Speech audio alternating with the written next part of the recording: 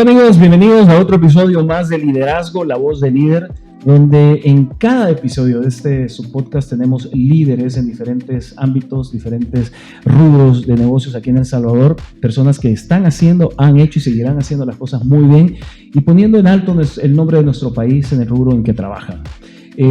Este día tengo el gusto de tener conmigo a una persona a quien aprecio muchísimo y es un gran líder, ya lo va a escuchar, y es director fundador de uno de los más grandes laboratorios de este país, que ha hecho y sigue haciendo muy bien las cosas. Estamos hablando de Laboratorios Pair y hoy nos acompaña Miguel Arturo Escobar. ¿Cómo estás, Miguel? Qué gusto tenerte. Gracias, un gusto estar aquí y estamos ahí para servirte y podemos platicar de todo lo que así va a ser, vamos a platicar muchas cosas. Claro que sí. Bueno, la raíz, como tú ya lo sabes, de este podcast es de las personas que nos ven. Hay emprendedores de diferentes ámbitos, pueden ser, es más, en tu rubro, que tú eres químico farmacéutico, ¿no? Sí, correcto. Eso es lo que tú estudiaste y bueno, el laboratorio que ahora todo el mundo conoce, y vamos a conocer un poquito más de las marcas. Es gente tal vez quiere estudiar esto. No sé si la carrera es muy complicada o no, pero todo eso vamos a ir platicando hoy. Así que bienvenido nuevamente. Gracias. Miguel, ¿qué te motivó a ti a ser químico farmacéutico? Pues mira, porque no es una carrera muy común, ¿no? No es una carrera muy común. Y básicamente creo yo que en la época que yo estaba estudiando, por decirte, en el colegio, nosotros admirábamos a mi padre, que él y sus hermanos habían fundado un laboratorio farmacéutico. Sí. Más bien, él y su papá. Uh-huh. El papá... ¿Tu abuelo era también? Mi abuelo era químico farmacéutico. Ajá. Casualmente, mis dos abuelos eran químicos farmacéuticos. Mi abuelo materno, ajá, pero él se dedicó más a la farmacia, y mi abuelo paterno, que empezó, según me han dicho, en cierta época en la visita médica de compañía transnacional. Y en algún momento él y mi padre decidieron fundar un laboratorio farmacéutico, ajá, que era Laboratorios Farmedic. Farmedic, me Correcto, recuerdo. Es el que estaba camino al aeropuerto de Ilopango, ¿no? O sea, ¿no es por ahí, no? Sí, perdón. Cuando me dijiste camino al aeropuerto me ubiqué en el otro. Pero sí, ahí estuvo por muchos años, pero no se fundó ahí. No se fundó. ¿A dónde comenzó? Se comenzó en la Colonia América. Ajá. En la Colonia América, aquella calle que va del cuartel, que es el Zapote, creo que es, para arriba. Ahí había una quinta donde empezó el laboratorio. Luego estuvo pero un tiempo en la colonia Cucumacayán, okay, hasta que por fin se trasladaron al Boulevard del Ejército, donde me decís, y ahí pues creció mucho el laboratorio. Entonces yo desde pequeño pasé viendo esa faceta de la familia. ¿Ibas seguido al laboratorio desde pequeño, como llevas a tu papá? Íbamos, me llamaba la atención. Llegué a un punto en el que yo de pequeño, de regalo de Navidad o lo que fuera, pedía un juego de química. ¿En serio? Sí, en aquel tiempo habían unos juegos de química. Sí, me recuerdo. Que venía con los tubos de ensayo, venía con ciertos productos, hacías experimentos. Entonces se te va formando una idea y yo, ¿y qué vas a querer? Me decía yo, un juego de química. Y el juego de química podía ser escalable a un juego más sofisticado. Ajá. Y entonces me gustaba. ¿Y hacías tus experimentos ahí o solo mezclabas agua con colorante? Hacía mis experimentos, seguía las instrucciones y todo. Y entonces siempre me llamó la atención, ¿verdad? Así que fue que me metí a estudiar química y farmacia. Yeah. ¿Verdad? Eso lo estudiaste aquí, ¿verdad? Sí, lo estudié acá. Okay. Lo estudié acá, en la Universidad Alberto Maferrer. No sé si cuántas universidades enseñan química y farmacia aquí en El Salvador. Estaba la Universidad Nacional, que en ese tiempo era un poquito complicado porque era época de paros, sí, ciertas cosas que lo evalué, porque obviamente era una universidad bastante reconocida, pero sí había un poco de problemática, era la época conflictiva. Entonces luego está la USAM, luego la UNSA, que también es otra buena universidad. Así que me decidí por la USAM y ahí empecé a estudiar mi carrera. ¿Alguna vez pensaste, Miguel, híjole, me metí en una carrera que tal vez no es la mía, o siempre estabas decidido a ser químico farmacéutico? Pues tenía otras dos opciones, ¿verdad? ¿Así? ¿Cuál tenía otra? otras dos opciones. Si se puede saber. Sí, me llamaba la atención Derecho. Okay. No sé por qué, siempre me llamó la atención Derecho y Medicina. Medicina. Bueno, medicina va más relacionada tal vez con la química.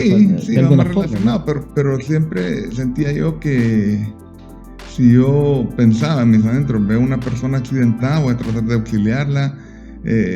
Algo me llamaba de la medicina, pero como también la química y farmacia era un poco conveniente también, pues además de que me gustaba, era conveniente porque había un negocio familiar en el cual yo podía entrar a trabajar. Ya estabas pensando en que sí, de alguna forma tú podías. Más el campo. Y en efecto entré a trabajar a Pharmedic. ¿Así? Cuando estaba en tercer año de mi carrera, entré a trabajar al laboratorio Pharmedic. ¿Haciendo qué? En producción. ¿Producción? En producción. O sea, yo era un operario de producción. Y yo nunca pedí un trato diferente. Preferencial. Mi papá era el gerente general y sus hermanos eran los que tenían las otras gerencias. Ya mi abuelo llegaba poco, ¿verdad? Empecé desde abajo. Desde un operario de producción que preparaba, que ayudaba en todo, que después de hacer una preparación limpiaba. O sea, yo estuve, digamos, desde abajo. Entonces, ¿Y tú mencionas que esto fue porque tú querías o tu papá estaba de acuerdo con esto? Bueno, mi papá creo yo que en cierta forma le gustaba o le parecía muy bien el hecho de que yo entrara en esa carrera, porque él era parte de un negocio farmacéutico. Sí. Entonces, entramos a trabajar mi hermano Héctor y yo a Pharmedic. Él había sacado, él es un año y medio mayor que yo, o sea, nos llevamos poco. Él había sacado ingeniería electrónica en la Universidad Evangélica. Y pues los dos trabajábamos ahí. Él trabajó en el área de mantenimiento porque como la electrónica y todo tiene mucho que ver con la maquinaria, con los equipos, con ciertas cosas. Y pues ahí empezó nuestro andar en el área farmacéutica. ¿Tú crees que de alguna forma es lo recomendable que una persona que entra a un negocio familiar entre a conocer desde abajo, no solo para conocer el negocio desde la raíz, sino que también para integrarse con el mismo personal, que de alguna manera la gente tiene conocimiento y sabe que tú vas a llegar a un cargo gerencial, ¿no? Sí, claro. Yo creo que eso es conveniente en todo tipo de empresas, no solamente familiar, sino que en todo tipo de empresas. Yo cuando empecé de operario, pasé después a supervisor y ningún operario me contaba cuentos chinos. Yo ya sabía, si me decía, es que mire, me voy a tardar porque esto no se puede. No, yo ya lo hice, sí se puede. A mí no me da todo lo que me pone ¿no? Exacto. Entonces, creo que eso es una gran ayuda. Después de supervisor pasas a un, digamos, coordinador de otros supervisores y lo mismo, pues. Entonces yo creo que escalar desde abajo es una oportunidad de conocer completamente el negocio.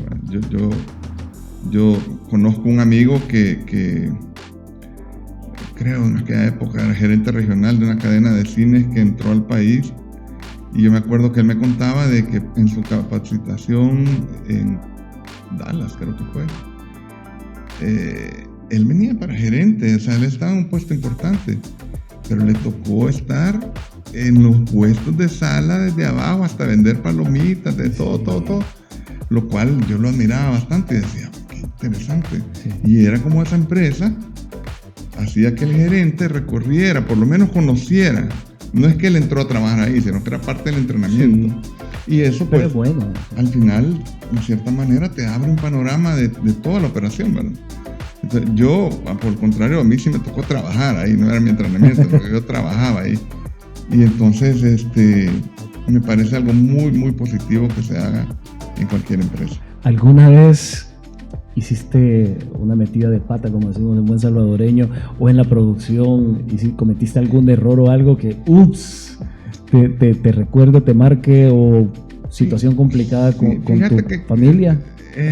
No se volvió tan complicado, pero sí... ¿Te llamaron la atención en más de una ocasión? Pérdidas por derramar algunas cosas, porque tal vez no le ponías de la manera correcta y cuando le ibas a agregar algo se caía y derramabas y era pérdida. Sí, claro.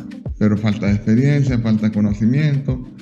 de eso se aprende también, pues, de los errores se aprende. Entonces, me pasó un par de veces, pero como yo era bastante cuidadoso, porque en la carrera ya te van enseñando que tenés que chequear, doble chequear y estar pendiente de todo, entonces no es que pasaba así seguido, ¿verdad? Y pues creo que fue una gran escuela el haber trabajado ahí antes de que empezáramos con Pile. Sí, bueno, primero estabas con Pharmedic. ¿Cuál era una de las medicinas que... ¿Pharmedic ya no existe o existe todavía? Sí, Pharmedic todavía existe. Sí, pero todavía ya no es de la familia. Ha cambiado de dueño, creo, un par de veces. Creo. Ah, ya. ¿Cuál era el producto estrella que tenía Pharmedic, o de los productos que...? Fíjate que yo me recuerdo, han ido cambiando, pues porque hay una línea de productos éticos que son los productos que se recetan. Hoy ya no conozco tanto los nombres, pero en tu época, en aquel tiempo sí había un producto popular que se llamaba Vigor Vitón. Me acuerdo que era un tónico reconstituyente, que por cierto yo salí en un anuncio.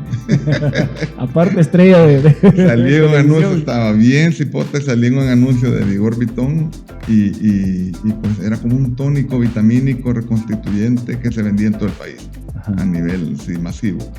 Eso era de línea popular, digamos, ¿verdad? Luego pues me acuerdo que había un antigripal que se llamaba Antivixina Alex. El jarabe era terriblemente feo el sabor. Mi papá nos lo llevaba a la casa para cuando te daba gripe y mira, era una odisea. Deseabas no haber tenido gripe. No, te juro que te sonabas antes para que él no viera. Pero era un sabor horrible, pero era muy efectivo. ¿Y nunca intentaste cambiarle el sabor o hacer un cambio en algo de la medicina IBD? En Pharmedic no, porque ya estaba todo bastante establecido, bastante definido. Cuando nosotros llegamos, pues no es que llegamos a cambiar cosas, ¿no? No, pero alguna recomendación o algo que quisiste implementar. Sí, bueno, recomendaciones, y lo hablaba con mi papá, con mis tíos y todo, pues, pero no todo podía caminar. O sea, no teníamos tanta influencia, ¿no? Así. Los productos muy buenos, la calidad muy buena. Entonces la parte, como decimos, organoléptica, que son las características, quizás no se le daba tanta... Yo sí considero que ya en Pile, que yo tenía más influencia y más poder, luchábamos porque los productos que tenían mal sabor pudieran ser más agradables y poder tener que el consumidor diga, no, el de Pile es más rico. Porque, por ejemplo, nosotros hay un producto que es granulado, que lo haces un té para la gripe, caliente o frío, y compite con diferentes... Haga el comercial, ¿cómo se llama? ¿A quién vale a la marca? Se llama Sudagrip. Sudagrip. El Sudagrip es conocidísimo Sudagrip. Sí, entonces el Sudagrip granulado, o Sudagrip té, como le dicen algunos, tiene un sabor limón-miel bastante agradable, a pesar de que lleva componentes de mal sabor, pero ahí es donde tú haces ensayos para enmascarar el sabor amargo de ciertos componentes. Cuando lo logras, bingo, ya llegué a la fórmula que, aparte de que se mantenga estable, aparte de que dure la fecha que tiene que durar, el sabor, ¿verdad? Porque a la hora de vos decidirte, probablemente los otros sean de igual buena calidad. En el país se fabrican 2 o 3 más y otros vienen de afuera, y te los pongo a todos así en un doble ciego sin decirte de qué es, y yo creo que sin temor a equivocarme, el sabor del Sudagrip lo vas a ver y vas a decir, vende bien su marca. No, pero está bueno. Es parte de, pero el orgullo también es saber que estás elaborando un producto que a ti te gusta, pues, porque acabamos de hablar de uno que llevaba a tu papá a la casa y era horrible, pero era muy bueno, pero ahorita lograste combinar esta parte de cambio del sabor. Entonces, en determinado momento de estar en Pharmedic, fue que decidimos nosotros emprender un nuevo proyecto. ¿Cómo fue eso? O sea, digamos, lo platicaron entre los... ¿Estamos hablando de todos los hermanos? O sea, no, solo Héctor y yo, solo los dos mayores. En verdad, en una época en que los demás... El gran Ato. Sí, entonces lo platicamos los dos. Mi madre vivía en Estados Unidos en ese tiempo. Y pues el negocio de la familia era bueno, pero eran varias familias que decidían Entonces las oportunidades no estaban tan fáciles de alcanzar y tan que te den un camino como para poder ascender en esa empresa. Está bastante saturado. ¿Es que la idea fue tuya? La idea fue de los dos. Nos platicamos, mira, aquí no vemos oportunidades de crecimiento. No me hacen caso. O tal vez iba a pasar muchos años para que pudiéramos elevar, ascender Entonces, dijimos, ¿por qué no hacemos nosotros un negocio? Entonces, casualmente, se presentaron, bueno, la verdad que se alinearon los planetas, porque se presentaron oportunidades interesantes, ¿verdad? Una empresa farmacéutica extranjera estaba cerrando operaciones en El Salvador en esa época. Y porque iban a abrir en la planta nueva en Costa Rica, creo, algo así. Y ellos, por política de Alemania, no trasladaban equipo. Ellos tenían el equipo aquí y a la planta nueva llegaba equipo nuevo. Y por ser alemana, entonces, no dudo que es un buen, era un buen producto, un buen equipo. Era un buen equipo, robusto y todo, pues tuvimos la oportunidad, mi padre conocía, bueno, porque la verdad que tuvimos el apoyo de mi padre también, ¿verdad?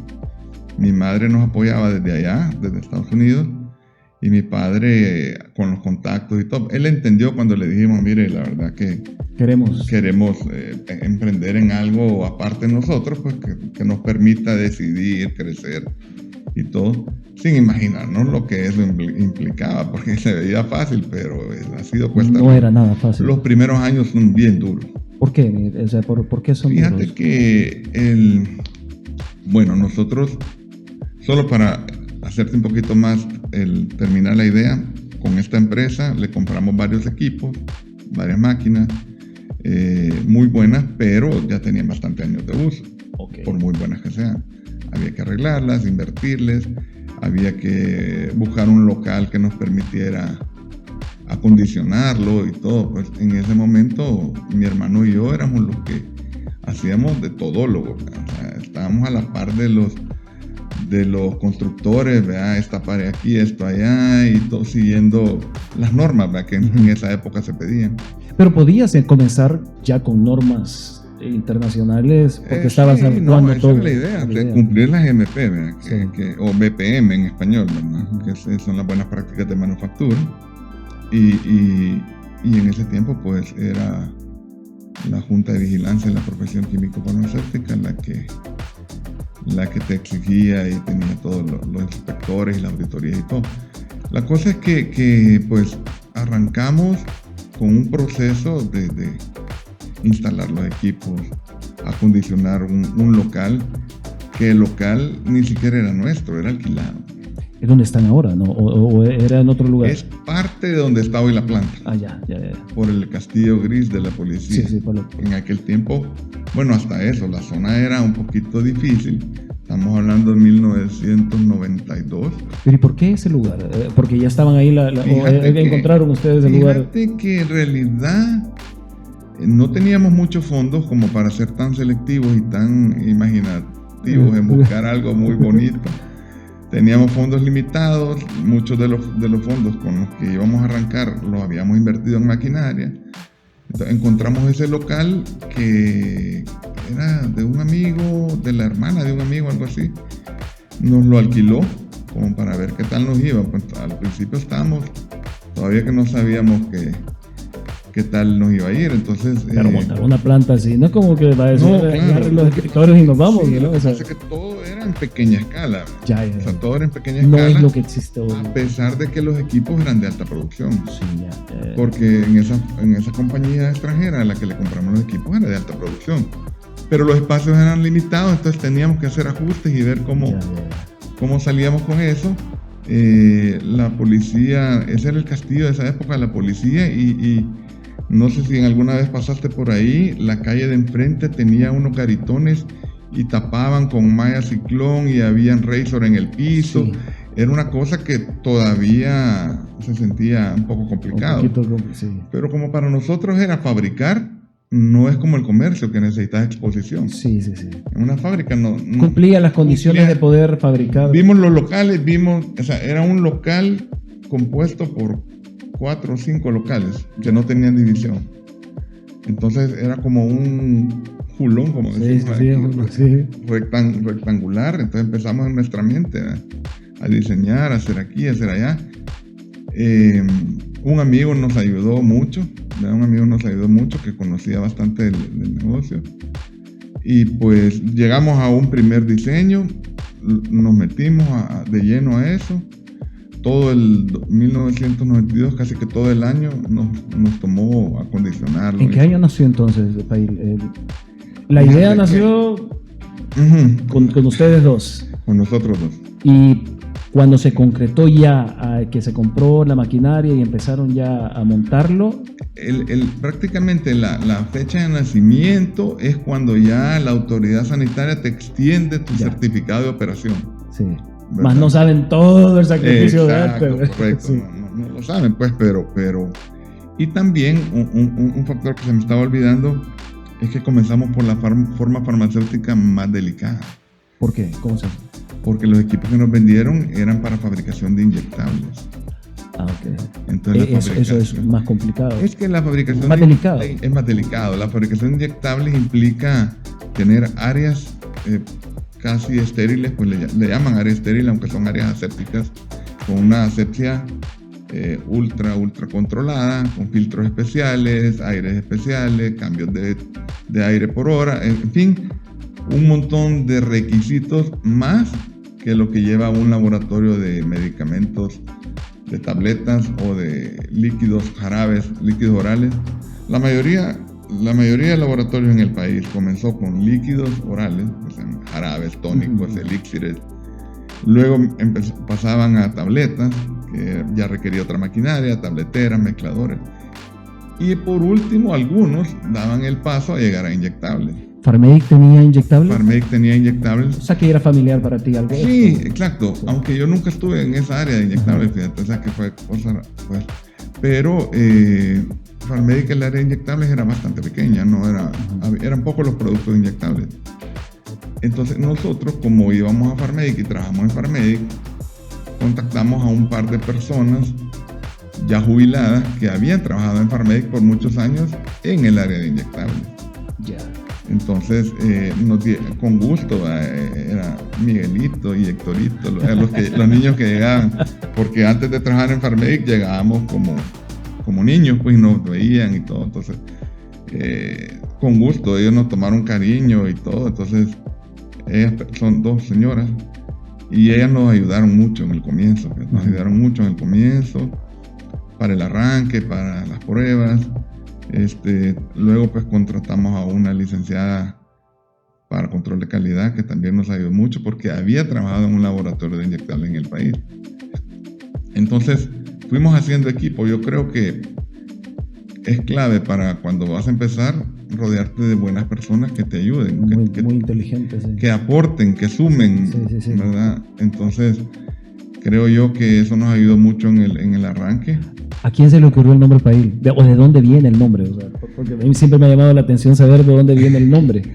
Sí, fíjate que un amigo nuestro americano que nos ayudó mucho en el arranque, su apellido era Pail, pero se escribía P-Y-L-E. Ah, ok.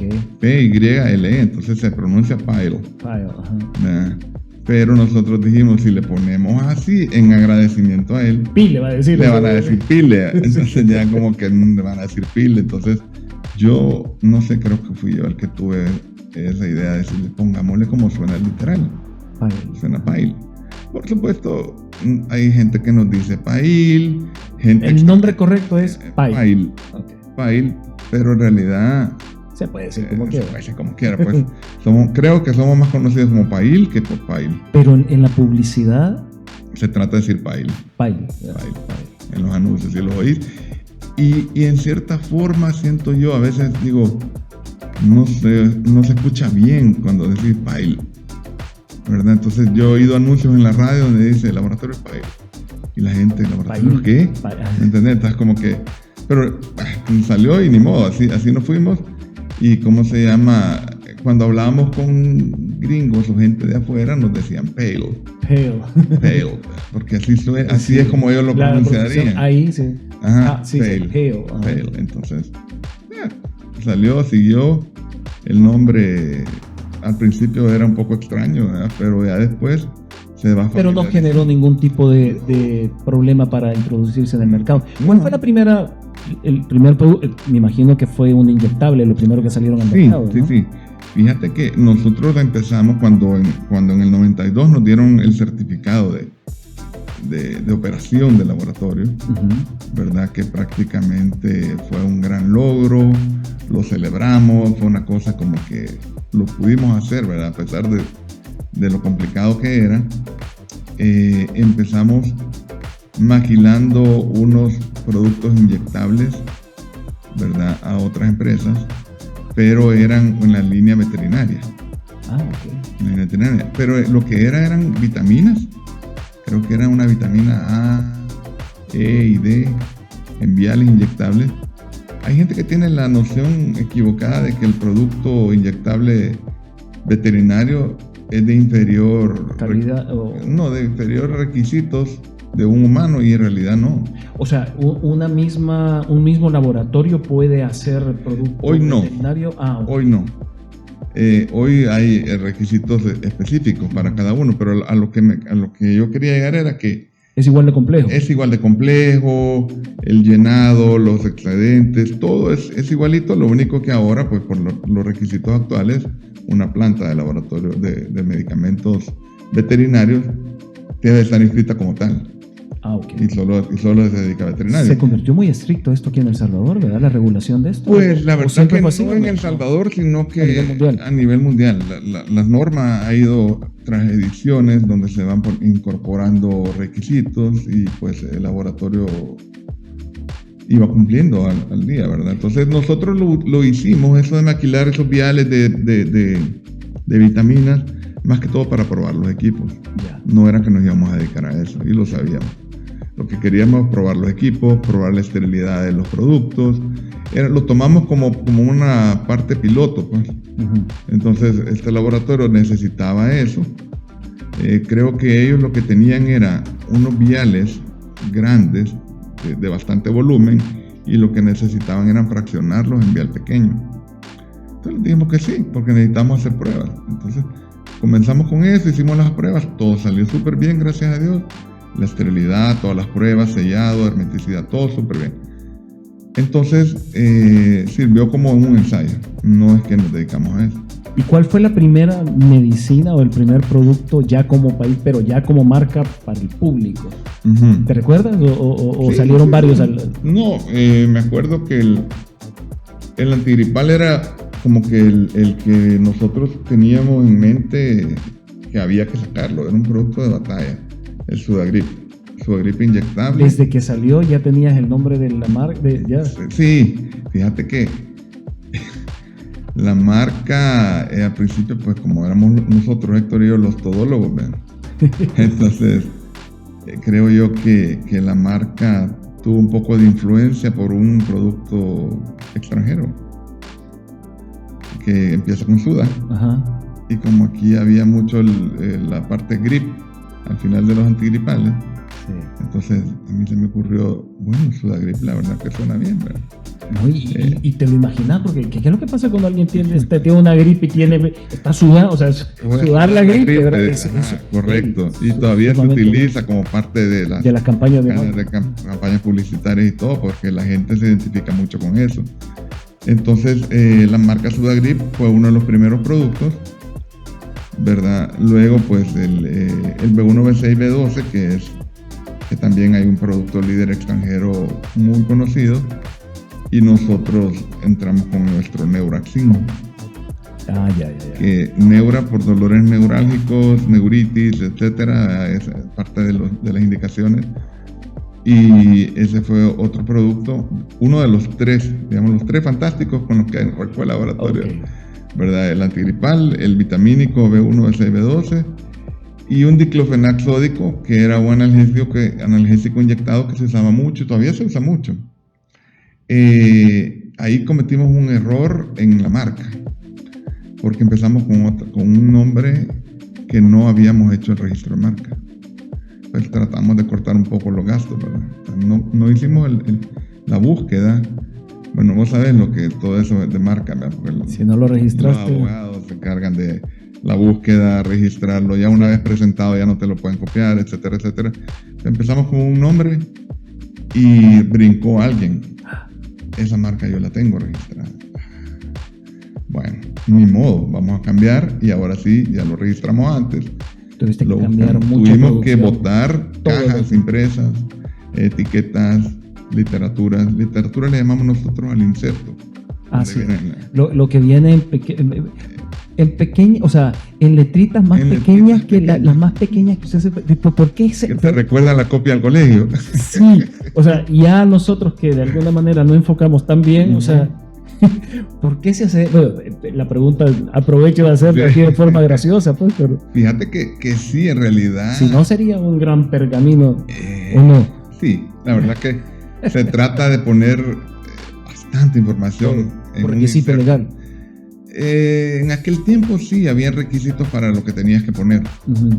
Hoy todo eso ha cambiado. Ahora hay productos que en la caja tienen un QR donde vos lo lees y ahí te baja toda la información, entonces te quitas estar poniendo insertos. Sí.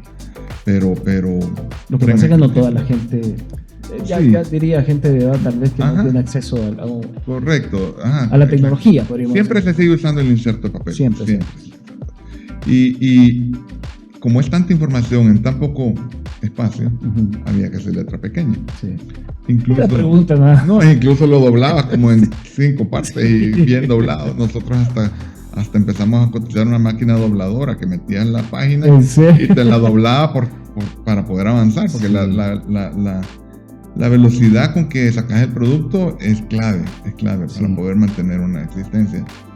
En ese tiempo, 3 productos salen a la venta, ¿verdad?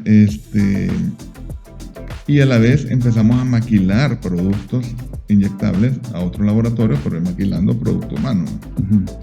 A otros laboratorios y... Veo que esa práctica es común en algunos...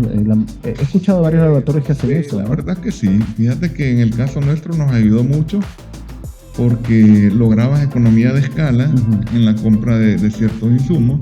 Claro. Porque ya comprabas lo tuyo, más y lo del otro te salía mejor. Precio unitario. ¿Sí? Exacto. Entonces yo creo que en cierta forma... Además para nosotros era una línea importante porque aportaba, pues era un negocio también. Entonces, cuando yo te digo que era cuesta arriba y que es complicado arrancar, el arranque fue complicado, es porque, número uno, un laboratorio nuevo que nadie conocía, tenés que tener la confianza no solo del público, sino que de los médicos, porque, por ejemplo, el diclofenac sódico y el B1B6D12 lo movíamos con receta médica. Que el médico confíe en tu producto, que nunca lo ha visto, que algunos elementos, no digo todos, pero algunos elementos de la competencia decían, no, Pyle está en un garage allá por el centro, para hacernos lo más complicado. Sí. O sea que también en esta industria existe la competencia desleal. Sí, pero yo creo que no era tanto de empresas, sino que de personas. Porque que vienen siendo los visitadores médicos. Que vienen siendo los visitadores médicos, ¿verdad? Entonces, ¿qué hicimos nosotros? Nos dimos cuenta de que nos estaban tratando de bloquear de esa forma, generar un poco de desconfianza en el médico, que era lo que más nos estaba costando lograr. Y pues los visitadores médicos con los que arrancamos, muy buenos, muy profesionales, ¿verdad? Entonces, el laboratorio, aunque estaba en pequeño, estaba impecable. Una decoración muy bonita, un flujo muy interesante. Vos llegabas y te asombraba, te impresionaba, pues. Entonces dijimos, hagamos rondas con médicos, invitemos médicos a conocer el laboratorio y invitemos médicos conocidos, de prestigio, líderes de opinión, etc. Entonces empezamos a hacer eso. Llevábamos un grupo de médicos a conocer el laboratorio en esa época, no hace bastante. Y poco a poco los mismos médicos entre ellos se hablan y, ¿verdad? Y, mira qué bonito. Mira, el laboratorio Pyle, en pequeño pero muy bonito. Y y se ve que cumplen con todo y todo, porque se les daba todo el speech de todo el recorrido por la planta, se les explicaba, veían las certificaciones. Para nosotros la calidad fue nuestra carta de presentación desde que abrimos. Qué bueno. Desde que abrimos, creo yo que tu mejor herramienta para crecer es tener calidad en tu producto, ¿verdad? No es una fábrica de dulces, de carteras, de zapatos, sin querer hablar mal de ese gremio, pero no es una fábrica en la que fabricas, haces y lo vendes. No, y las instalaciones son muy bonitas y muy de nivel internacional, ¿verdad? Los protocolos los cumplimientos de sanidad y seguridad. Sí, ahora el compliance que se exige es de alto nivel, ¿verdad? De alto nivel. Y en su momento, cuando la Junta o los requerimientos empezaron a ser exigidos por la Dirección Nacional de Medicamentos, pero eso ya muchos años después, se dio un salto bastante positivo en exigir y en elevar el nivel. Ahora la SRS, que es quien lleva eso, también con un alto grado de profesionalidad, y es una cosa que sentimos un gran apoyo, pues. Sí. Y Miguel, no solo es controlar, sino que es aportar y ayudar, ¿no? Claro, no, y tengo varias preguntas en esto, pero la primera que te quiero hacer es, ¿cómo se sintió Miguel y Héctor cuando vieron sus productos que estuvieron aquí en la cabeza, hicieron toda la composición química, todo el estudio, todo el nombre, todo esto, cuando los viste allí en las farmacias y ya los viste, o sea, ¿cómo te sentiste al ver que todo esto comenzó con una idea, ¿no? Sí, comenzó con una idea y pues, mira, la sensación es increíble, pero para terminar un poquito el punto anterior, lograr la confianza era uno de los puntos. Luego, lograr que un distribuidor, una droguería, también considerara que tus productos le iban a ser rentables. Sí. Porque si ellos te hacían el primer pedido y el producto se quedaba en los estantes de las farmacias y no rotaba, entonces era un reto. Entonces nos tocó dar un buen periodo de crédito, que es una prueba bien dura, porque es como tener el producto en compensación ahí. Exacto, tal vez no parecido, pero ponete que se trabajaba en ese tiempo 90 días, en algunos casos 120. Wow. Obviamente eso ya cambió, pero en ese tiempo se hacía, y entonces vos surtías producto, le mandabas a la droguería, le mandabas otro, y todavía no te pagaban, y vos tenías compromisos económicos de pagar materias primas, de pagar planilla, de pagar un montón de cosas, gastos, pues, el día a día, y todo el dinero parqueado en medicamentos, hasta que empezaba, que ya te tocaba que te pagaran la factura de hace 3 meses, 4 meses, ya tenías un ingreso. Pero mientras no hacías llegar a ese ciclo de que empezás a recibir, a vencerse los cobros, y seguir, es duro. Ahí. ¿Cómo lo manejaron? Te hago una pregunta, tal vez no entrar en detalle, pero hay personas que nos ven que son emprendedores y de alguna manera o están viviendo esto o lo van a vivir o piensan que puede suceder. Que sí, es difícil, porque no es que quiera decir que todo es difícil, porque sí se puede, pero claro. Pero pues tenés que saber que no es solo de soplar y hacer botellas, como dice la gente. Es como que te dijera, vaya, el financiamiento para gastos de operación no lo teníamos. Me voy un poco más atrás porque eso me faltó contarte una historia. Nosotros le pagamos a una empresa que hacía planes de proyectos bien estructurados, un proyecto con su gasto, con su retorno de la inversión, con todo. Y mira, precioso, nos dieron un estudio bien bonito y todo. Empezamos a tocar puertas en los bancos.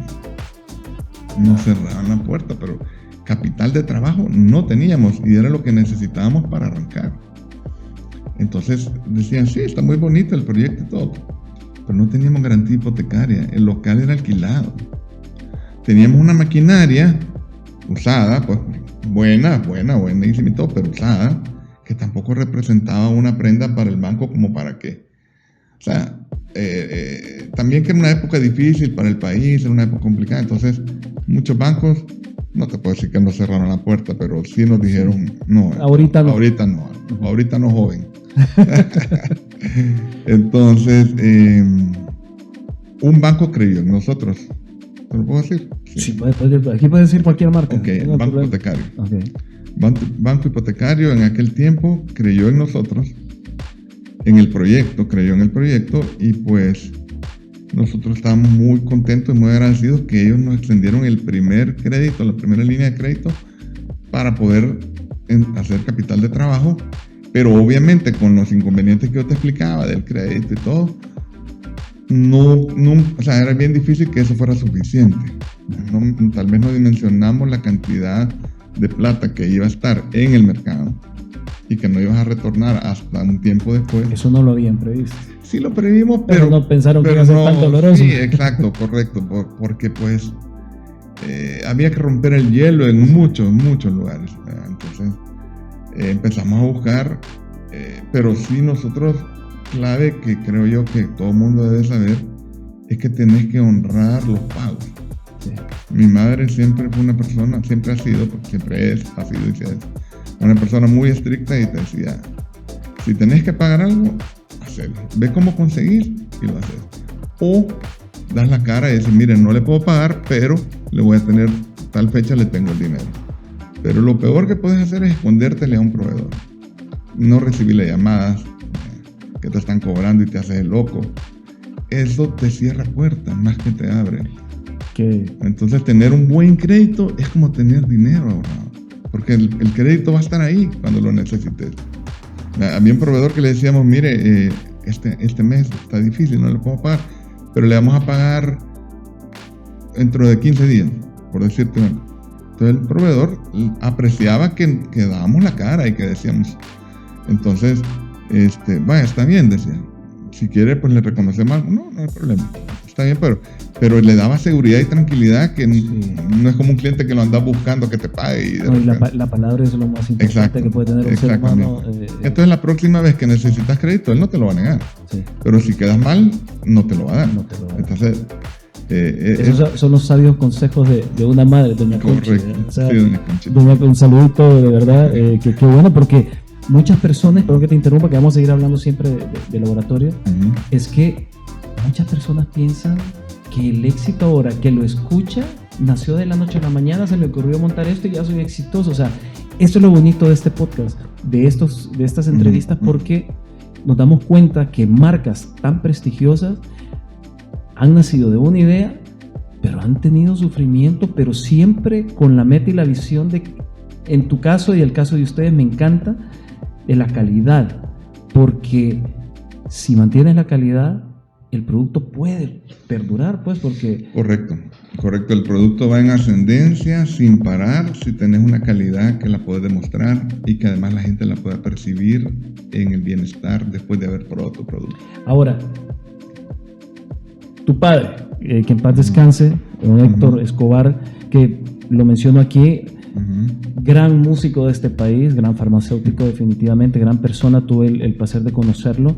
Y conocen ustedes el trío Escobar Ancalmo, sí. Pues don Héctor era el requinto, ¿no? Y cantaba, sí. O sea, y que no era una profesión, o sea, no era dedicado a la música, sino que era un hobby, una pasión, porque está don Mario Ancalmo, ¿verdad? También sí, del mundo farmacéutico, ¿verdad? Del laboratorio de Ancalmo. Haciéndote una breve reseña del trío, ellos empezaron en época de universitarios. Entonces, antes de formar el trío, andaban dando serenatas a chicas en esa época, que eran otros tiempos totalmente. ¿Dabas serenatas tú? No. ¿Yo? No. ¿Sí? No bueno, quiere decir. Llevé serenata con mariachis o tríos en algún momento, pero no yo ejecutando. O sea, no yo. Pero la música viene en la familia, porque a ti te gustaba la batería, tocaba guitarra también. Yo acompañé un tiempo al trío Escobar Ancalmo, ya en épocas posteriores, digamos, a tocar la percusión, la batería, y otro tío también ayudaba tocando el bajo eléctrico, pero nosotros éramos acompañamiento en segunda fila. Sí. El trío siempre la parte pero frontal. Qué bonito, a ver, tenido la oportunidad de acompañar a tu padre. Sí, la verdad que sí, me gustó mucho, fueron épocas muy bonitas, muy bonitas. Nunca se me ocurrió que iba a tocar batería, me metieron a clases porque el trío necesitaba un baterista. Me metí a clases. Me recuerdo que el señor que me dio clases tocaba en la Sinfónica del país y me dio clases aprendiendo solfa. O sea, un buen solfa es profesor. La partitura y la... Sí, no, pero un buen profesor, me refiero. No, o sea, sí, era un buen profesor, muy claro, exigente y todo. Pero el tocar batería con solfa a mí Era más de oído, más de oído. Uno cree que es más al oído y todo. Entonces ya cuando empecé a agarrarle cómo era, ya dije, ya no. Esto no es conmigo. Ya clases ya no. No es que dejé, pero ya clases ya no. Y luego, pues, ya por otros compromisos, dijéramos, entre la universidad y todo, pues ya no pude seguir con el trío. Ellos empezaron de jóvenes y tuvieron después la idea de formar su trío Escobar Ancalmo, de 2 Ancalmo y un Escobar. Así porque está tu tío Ricardo, ¿verdad? No estaba todavía. No estaba tu tío. No. Él siempre fue músico, pero tenía otro grupo, etcétera, etcétera. Pero eran 2 Ancalmo, Mario y Nelson. Sí. Mario y Nelson y mi papá. Nelson, un cirujano muy prestigioso, se fue a vivir a Estados Unidos. Entonces quedó el espacio en el trío, ¿verdad? Y entró ahí mi tío Ricardo Escobar, ¿verdad? Que es excelente músico. Gran músico. Sí, muy buen músico, ¿verdad? Tocó en grupos de El Salvador. Pero nunca ninguno de ellos la pasión por la música la vieron como un negocio. Yeah. Sin embargo, dejaba algo, pues. Porque yo me recuerdo cuando yo tocaba con ellos, había un show en el Hotel Camino Real del Día de la Madre, etc. Entonces a mí me daban algo y yo en esa época feliz que me dieran algo, pues, ¿verdad? Y había shows. Ya no era amor a la familia, sino que ya era contratación. En esa época uno... Lo apreciaba. Lo apreciaba increíblemente. Y habían shows un show de Día de los Enamorados, la tarjeta vale tanto. Entonces el evento era un éxito porque tenía muy buena, o sea, la gente lo apreciaba mucho. La verdad que ellos tenían un talento especial, un talento muy bueno. La voz de mi padre era espectacular, la de Mario también. Tío Ricardo, muy buen acompañamiento. Era un gusto verlos. Era un gusto verlos tocar, escucharlos tocar, música de tríos y etcétera. Y pues ahí quedó como un recuerdo para mí que lo guardo mucho en el corazón. Yo sé. ¿Verdad? Y hace poco, cuando mi papá todavía estaba vivo, hace relativamente poco, hicieron como un homenaje. Y entonces hicieron una reunión. Yo fui y todo, ahí sacaron un librito como una reseña muy importante. Qué bonito. Un evento muy, muy bonito, recordar viejos tiempos. Y pues ahí está en el recuerdo. Qué bueno.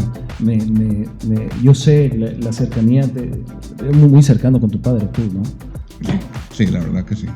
Sí. Y prácticamente de donde viene toda esta beta de químico farmacéutico y la admiración. Sí, fíjate que mi abuelo, el papá de mi padre, era químico farmacéutico. Don Héctor Escobar Velado. Héctor Escobar Velado, padre. Padre, exacto. Porque mi papá se puso también Héctor Escobar Velado, pero hijo. Ajá, sí. ¿Verdad? Entonces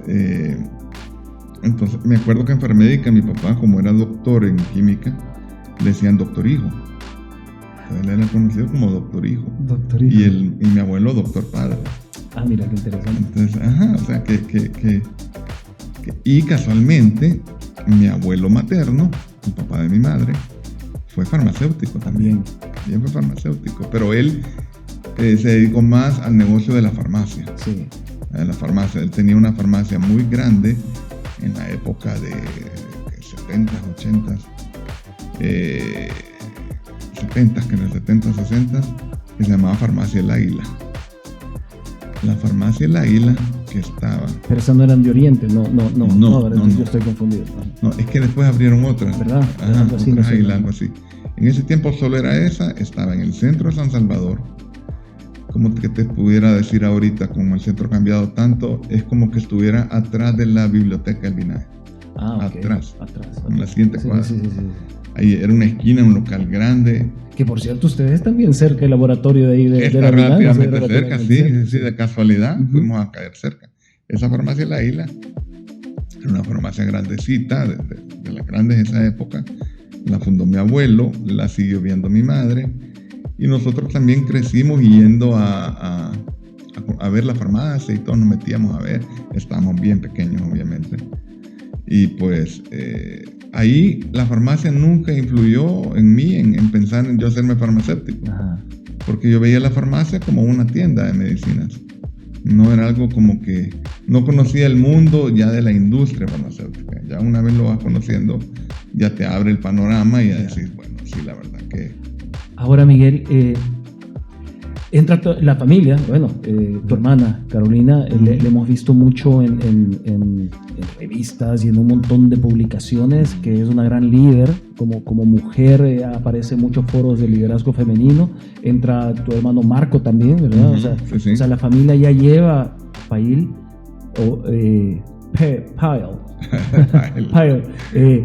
la lleva a un nivel grande, en el sentido, por lo menos vemos nosotros la marca, que ahora manejan ya no solo los tres pequeños productos o productos, o ollas. O ya es una línea, hay varias líneas de productos, sí. Definitivamente. Sí, la verdad que mira, con el tiempo, después de esos 3 productos, íbamos incorporando un cuarto, un quinto, un producto, porque había que hacerlo, o sea, tenías que hacer crecer la línea. Sin embargo, el hecho de sacar un producto era un gasto tremendo, era una inversión fuerte. Yo me recuerdo que con mi madre, porque mi madre cuando ya arrancamos el negocio se vino a vivir a El Salvador. Ella vivía en Estados Unidos, se vino a vivir aquí para echarnos el hombro y poder entre los 3 sacar adelante la empresa. Ella siempre fue muy buena administradora, me recuerdo. Trabajó en una empresa en Miami, una familia salvadoreña en Miami. Y la apreciaban muchísimo, pues, porque era una persona ordenada, estricta, metódica, siempre lo ha sido y pues la verdad que nos ayudó muchísimo para ordenarnos.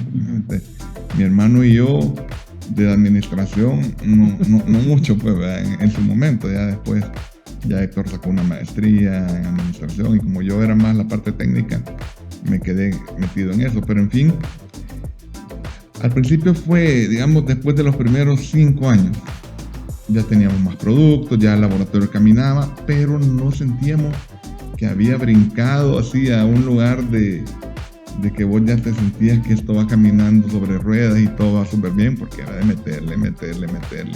Compramos el local, el primer local que empezamos era alquilado, sí. Lo compramos, obviamente ya lo compramos a un precio que no hubiera sido el mismo que en aquel entonces, sí. Porque también ven quién lo está comprando, entonces obviamente sí. Pero ya eran inversiones más importantes, pero como todo era invertir. Me recuerdo perfectamente que fuimos con mi madre a platicar con el dueño de un laboratorio de aquella época que estaba en la colonia de Costa Rica y a platicar con él. Y mi mamá le dijo, mira, ¿y en cuánto tiempo se ve la luz? O sea, ¿en cuánto tiempo creemos que ya podemos sentirnos un poquito? Entonces no se me olvida que él le dijo, mira, Conchita, por lo menos 10 años. Wow. Por el tipo de negocio, pues, sí. Obviamente, por el tipo de negocio. O sea, emprender en un laboratorio farmacéutico no es emprender en un negocio de comercio pequeño que vas a... Sí, ahí el nivel de organización, lo complejo de un montón de cosas. Son otros 10 pesos, como decimos en buen salvadoreño. 10 pesos, correcto. Entonces, eso de 10 años me quedó grabado, pues, porque me fui de espaldas, o sea, dije yo, bueno... En ese momento, ¿pensaste en desistir de seguir adelante, Miguel? No, fíjate que no. Okay. Creo que ya había un camino recorrido como para decir... Pero sí te asustó. Obviamente que me asustó, porque yo fui el primero, digamos, en tener hijos. Uh-huh. Y pues eso, tener un hijo es un compromiso económico bien fuerte. Y ya después yo tenía 2 hijos, Héctor todavía no tenía otro, no tenía uno. Entonces yo me acuerdo haber hablado con mi madre y decirle, mire, no me alcanzan los ingresos de eso.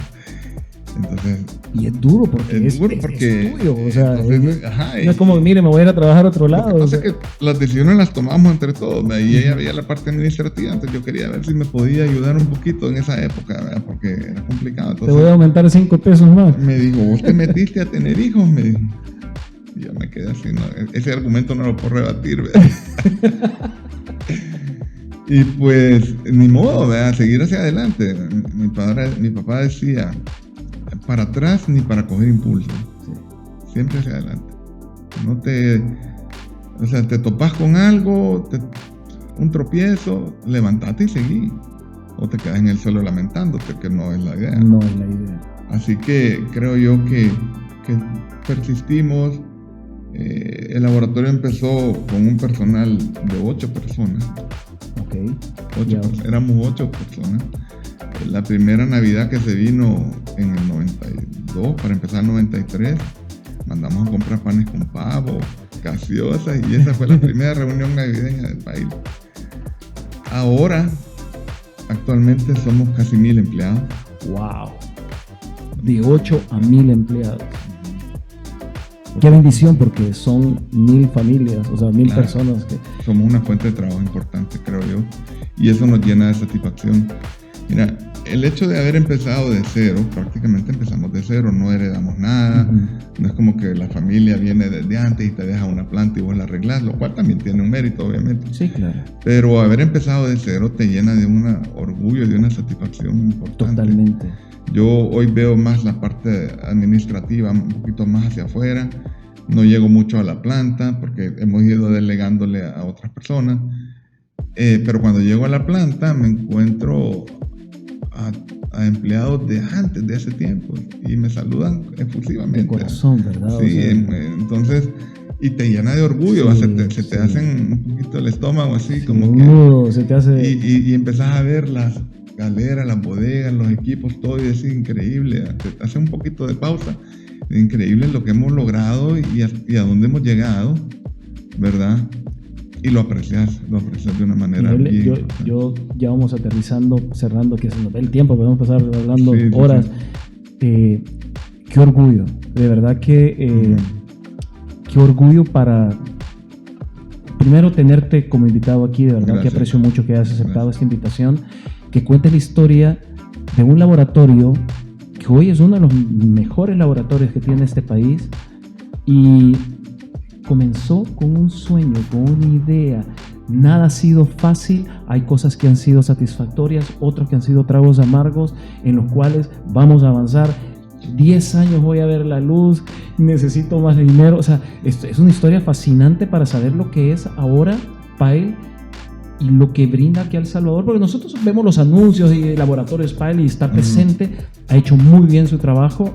De verdad, me quedo corto en felicitarte el éxito que han logrado.